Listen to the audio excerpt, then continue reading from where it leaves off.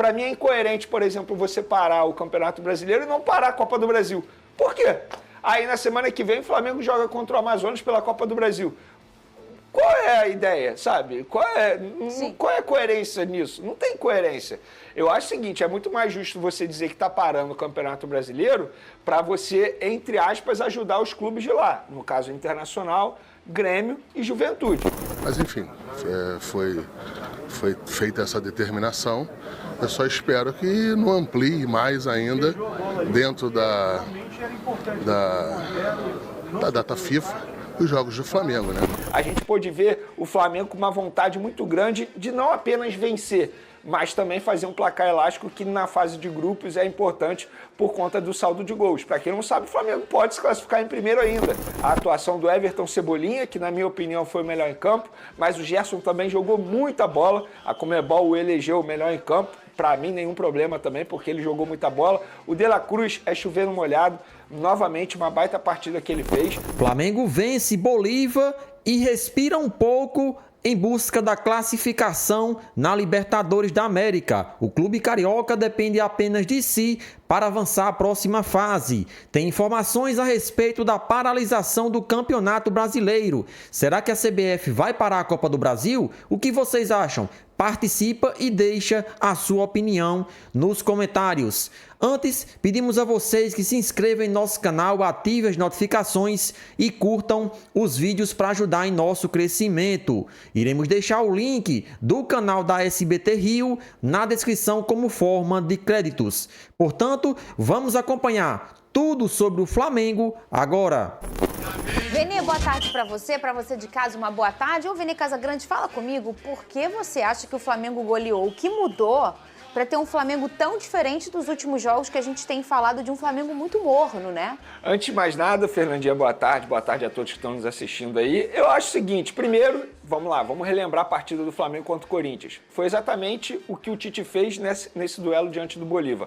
Botou os jogadores naquelas funções que eles rendem melhor. O Gerson na ponta direita, vindo para o meio também, o De La Cruz atuando de segundo volante, o Arrascaeta retornando diante do Bolívar, querendo ou não, é uma peça crucial no meio de campo do Flamengo. Acho que esse foi o primeiro passo para o Flamengo retomar o caminho das boas atuações. E depois, a vontade dos atletas, a marcação sob pressão, a intensidade. O próprio Tite falou na entrevista coletiva que ele gostou bastante da intensidade do time. Eu acho até que o placar por 4-0 poderia ter sido mais. No primeiro tempo, por exemplo, o Arrascaeta perdeu um gol. Eu acho que o goleiro fez uma boa defesa, mas na minha opinião o Arrascaeta perdeu um gol, porque finalizou em cima do goleiro. A gente pôde ver o Flamengo com uma vontade muito grande de não apenas vencer, mas também fazer um placar elástico que na fase de grupos é importante por conta do saldo de gols. Para quem não sabe, o Flamengo pode se classificar em primeiro ainda, se conseguir vencer o Milionários dentro do Maracanã por um placar elástico e o Bolívar perder diante do Palestino. Eu acho que o Flamengo fez uma partida impecável. Gostei de ver o Flamengo ontem elogiar demais a atuação do Everton Cebolinha, que na minha opinião foi o melhor em campo, mas o Gerson também jogou muita bola. A Conmebol o elegeu o melhor em campo. Para mim, nenhum problema também, porque ele jogou muita bola. O De La Cruz é chover no molhado. Novamente, uma baita partida que ele fez. Muitos criticam assim, depois que o Flamengo abriu o placar, aos 57 segundos de jogo, o Bolívar ainda teve algumas chances, botou bola na trave. Claro, gente, a gente vive aqui elogiando o time do Bolívar. O time do Bolívar é bem armado, Sim. É bem treinado. Óbvio que se a gente for ver individualmente falando, o Flamengo leva vantagem muito mais do que o Bolívar tem ali à disposição. Só que é um time bem treinado e é normal, e fica o elogio ao time do Bolívar. Mesmo tendo sofrido o gol aos 57 segundos, não mudou o estilo de jogo. Foi para cima e tentou empate a todo custo. O Flamengo soube se defender e aproveitou as oportunidades que teve e fez um importante placar dentro do Maracanã 4-0. Fez aquilo que se espera do Flamengo diante do Bolívar, dentro do Maracanã. Tem que vencer e vencer bem. E, na minha opinião, venceu e convenceu.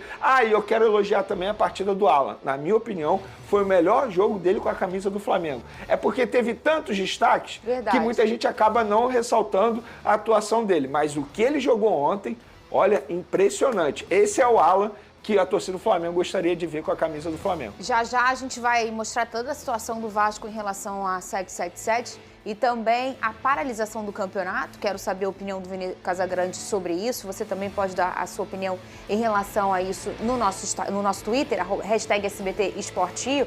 E também vamos mostrar o time, o provável time do Fluminense. Você tem esse drone, né, Vini Casagrande? Temos esse drone aí, com algumas novidades.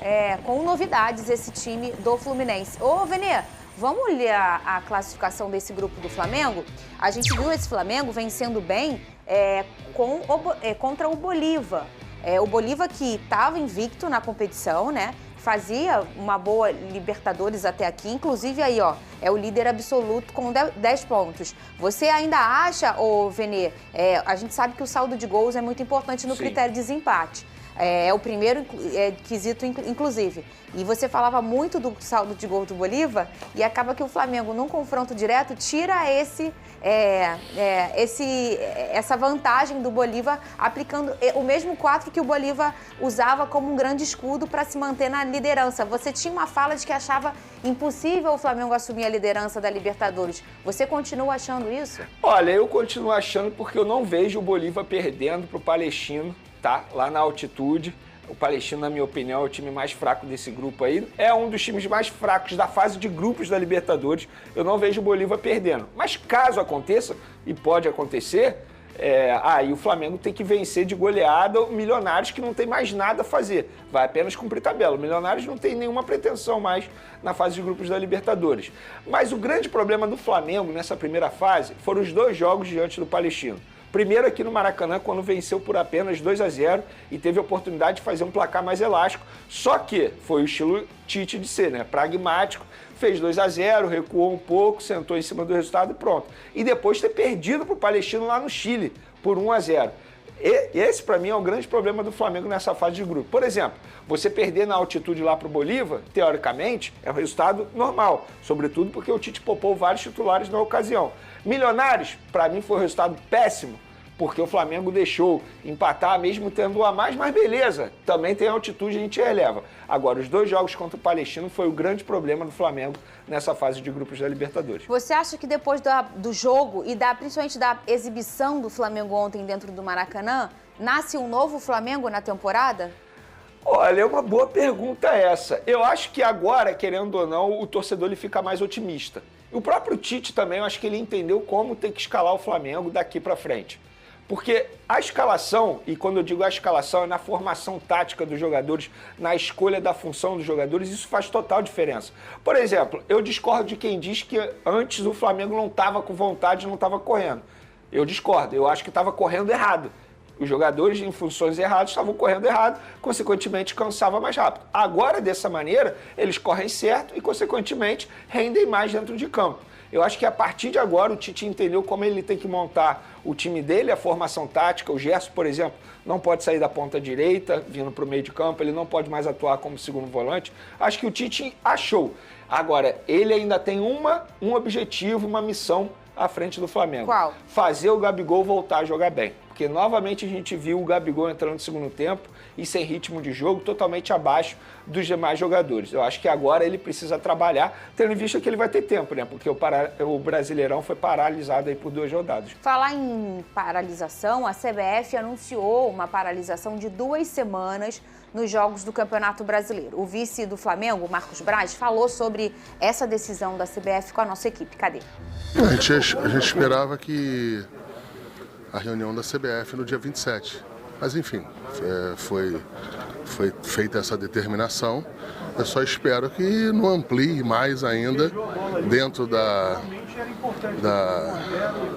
data FIFA os jogos do Flamengo, né? São 2 rodadas paralisado, né? Não sei se chegam a 2 semanas. Eu acho que sim, porque teria Libertadores no meio, né? Eu acho que 2 rodadas que eu acho que aí a gente informa de maneira mais correta. Mas são 2 rodadas e, como bem disse aí o Marcos Braz, os clubes, na verdade o Flamengo esperava essa reunião do dia 27. Eu acho o seguinte, Fernanda, mas reunião você já tinha dado sua opinião de que era um absurdo ela só ser no dia 27. Dia 27. Você não pode convocar uma reunião extraordinária para que 2 semanas para resolver um assunto extremamente importante. Eu penso o seguinte, eu particularmente sou contra a paralisação nesse momento. Eu acho que se fosse para parar, poderia ter parado lá no começo e aí tudo bem. solidariedade ao povo do Rio Grande do Sul, porque foi de fato uma tragédia assim, sem dimensão. Eu, por exemplo, não consigo ter dimensão do que está acontecendo lá. Eu vejo os vídeos e me dá vontade de chorar, porque é algo muito triste. Mas é isso mesmo. É algo muito triste. Só que eu acho que a forma como a CBF está conduzindo é a forma totalmente errada. Para mim é incoerente, por exemplo, você parar o Campeonato Brasileiro e não parar a Copa do Brasil. Por quê? Aí na semana que vem o Flamengo joga contra o Amazonas pela Copa do Brasil. Qual é a ideia, sabe? Qual é a coerência nisso? Não tem coerência.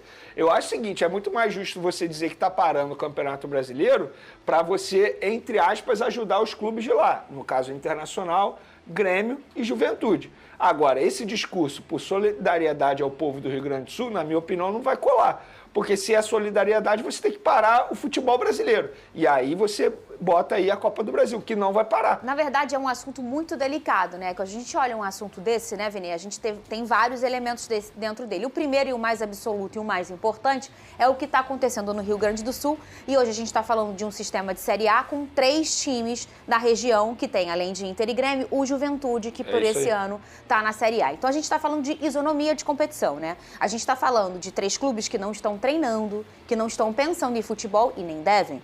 Eles estão completamente focados no que está acontecendo em sua região, enquanto os outros estão competindo, tentando, buscando liderança, buscando evitar rebaixamento.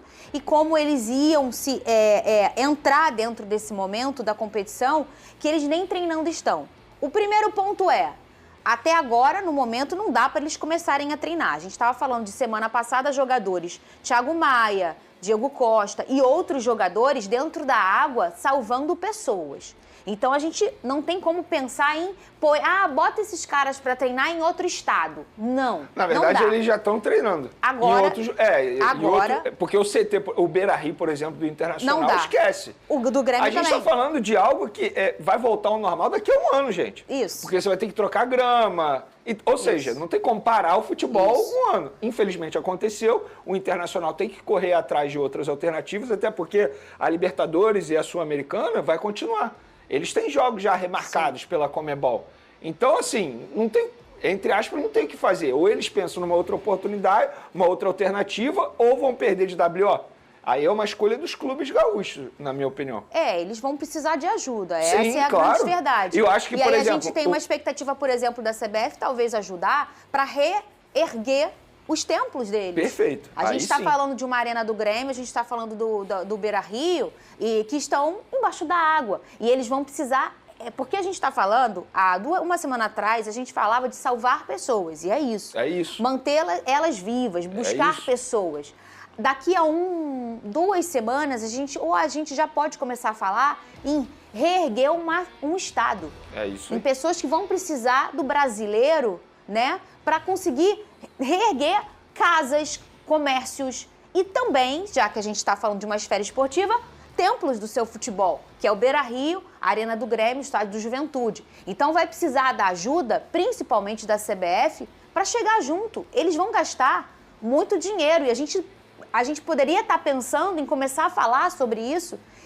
Eles precisam de ajuda, eles não vão conseguir sozinhos. E se a gente está querendo falar de isonomia, está tão preocupado com isso, paralisando o campeonato, que eu não acho ruim, tá?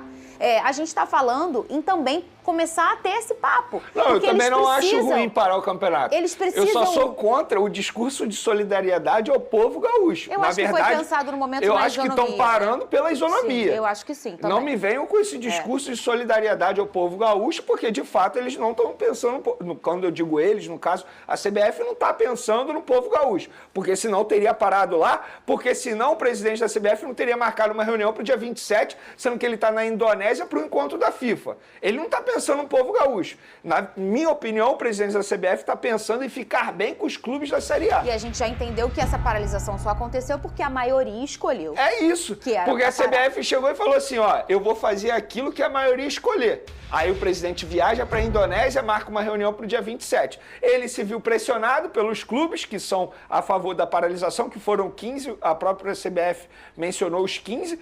E aí o que aconteceu? Meu Deus, eu vou ter que parar agora, não vou esperar dia 27. Porque ele não quer ficar mal com os clubes da Série A. A verdade é essa. E a expectativa que a gente tem é que com essa paralisação tenha também uma conversa para essa ajuda. Eu acho que esse deveria ser o principal motivo para pensar como que todos, ou principalmente a CBF, pode ajudar a reerguer os tempos desses times que a gente está citando do Rio Grande do Sul. Eles vão precisar de ajuda, eles vão precisar de amparo. A gente tá aqui dentro de um programa esportivo e por isso estamos falando da parte esportiva. A gente tem um debate amplo, enorme e, graças a Deus, o povo brasileiro ajudando o povo do Rio Grande do Sul. Mas é um programa esportivo e a gente está falando da parte esportiva. Se está parando, a gente precisa ter essa conversa, todos precisam ter essa conversa, principalmente a CBF, de se posicionar. A gente vai te ajudar nisso, vamos pensar aqui, vamos pensar acolá. Não é só parar e...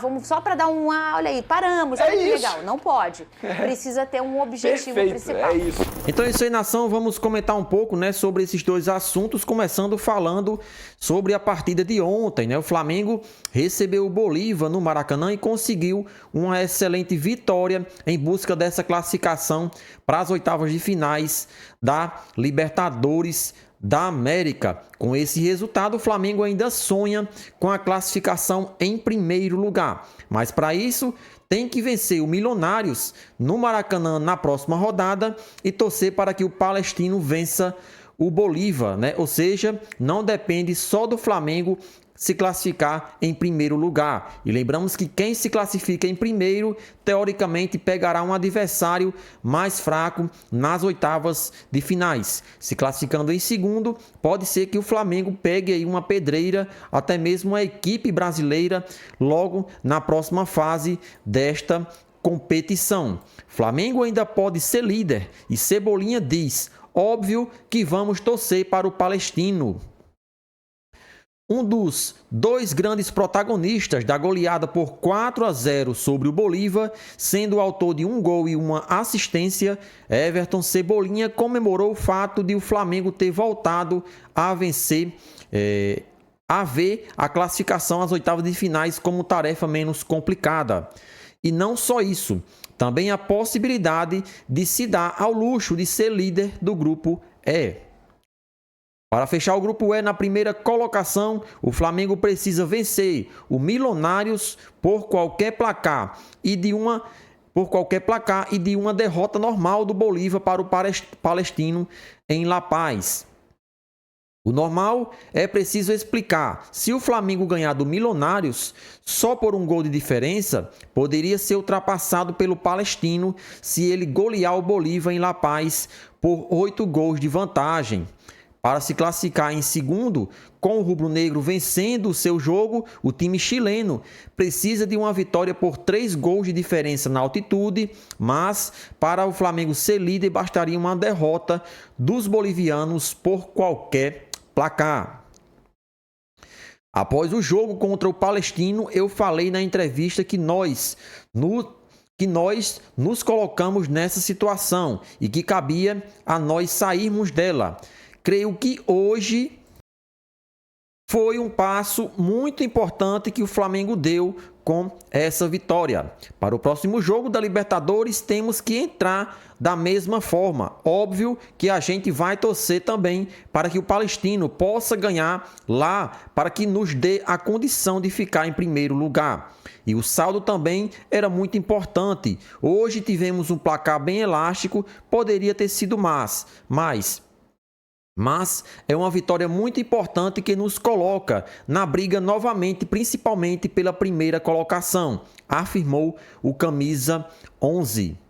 Autor de um gol em uma bela jogada no primeiro tempo, em que com dribles curtos e movimentação, tira 4 adversários e cruza de esquerda para Gerson marcar. Cebolinha não deixou dúvidas quando perguntado se vive o seu melhor momento no Flamengo.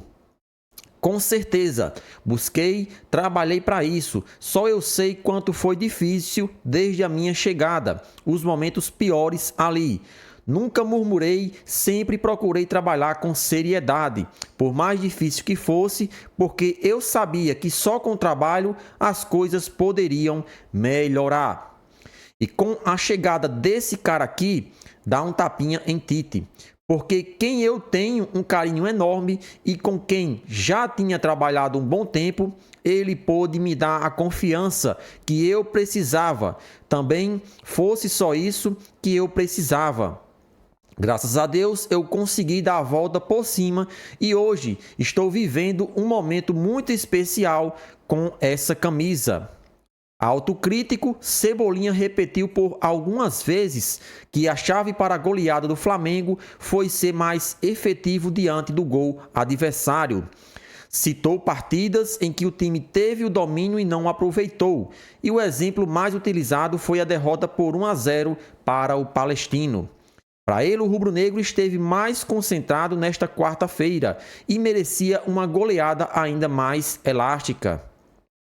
Creio que hoje, ao contrário de alguns jogos atrás, criamos bastante e aproveitamos. Nos últimos jogos, a gente tinha pecado no último passe na finalização e hoje a gente conseguiu talvez estar mais concentrado, caprichar um pouco mais. Poderíamos ter feito até uma vantagem ainda maior, mas fruto de um trabalho que a gente vem fazendo, a gente tem procurado começar os jogos com esse ímpeto. Foi assim contra o Corinthians, foi assim hoje e fez o jogo ficar mais fácil para nós. Nós transformamos o jogo fácil e a gente espera que nas próximas partidas possa estar com esse mesmo espírito e essa mesma concentração, né? Essas foram as palavras de Cebolinha, que concedeu entrevista junto com o treinador Tite ontem pós-jogo, né? De fato, Cebolinha tem sido um dos principais jogadores do Flamengo na temporada. Infelizmente, quando ele chegou, não conseguiu jogar toda essa bola, mas com a chegada de Tite, o atacante tem ganhado mais oportunidade, principalmente na equipe titular, que hoje é um dos melhores, assim como também tem sido mais ofensivo. Cebolinha tem ido mais para cima dos adversários, tem tido mais confiança e isso faz com que a jogada saia naturalmente. Portanto, na minha opinião, Cebolinha é um dos melhores jogadores do Flamengo na temporada. Vocês concordam? Já chega, participe e deixa a sua opinião nos comentários.